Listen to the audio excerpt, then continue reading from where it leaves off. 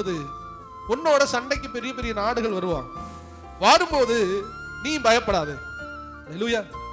நீ யுத்தத்திற்கு போகும்போது உன் சத்துருக்களுக்கு எதிராக நீ யுத்தம் செய்ய புறப்பட்டு போகையில் குதிரைகளையும் ரதங்களையும் உன்னில் உள்ள பெரிய கூட்டமாகிய ஜனங்களையும் கண்டால் அவர்களுக்கு பயப்பட வேண்டாம். உன்னை எகிப்து தேசத்திலிருந்து புறப்பட பண்ணின தேவனாகிய கர்த்தர் உன்னோடே இருக்கிறார். எல்லார் வாழ்க்கையிலும் யுத்தம் இருக்கிறது. யுத்தம்னா என்ன? எல்லார் வாழ்க்கையிலும் பிரச்சனை இருக்கு. அன்னைக்கு கத்தியோடையும் கம்போடையும் ஈட்டியோடையும் யுத்தம் நடந்துச்சு. இன்னைக்கு பீரங்கி குண்டுகளோட யுத்தம் நடக்குது. உங்களுக்கு எனக்கு என்ன தெரியுமா யுத்தம்? மனதளவிலே யுத்தம், கஷ்டமான சூழ்நிலை, மன போராட்டம். ஒருவன் வேதம் சொல்ல ஒருவன் பட்டணத்தை பிடிக்கிறதை பார்க்கிலும் தன் இருதயத்தை அடக்குகிற இருதயம் ஒரு யுத்த களம்.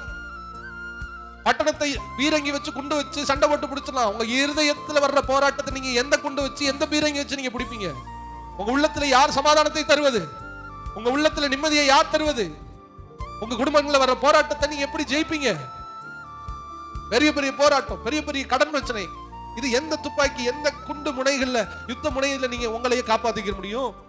நமக்கு வருகிற பிரச்சனைகள் ஒரு யுத்தம், கடன் பிரச்சனை ஒரு யுத்தம், வியாதி ஒரு யுத்தம், அவமானம் ஒரு யுத்தம், வறுமை ஒரு யுத்தம், மனச்சோர்வுகள் பிசாசுடைய தாக்கங்கள் ஒரு யுத்தம். இந்த யுத்தம் எல்லாம் ஒரு ஆவிக்குரிய வாழ்க்கையில வந்து கொண்டே.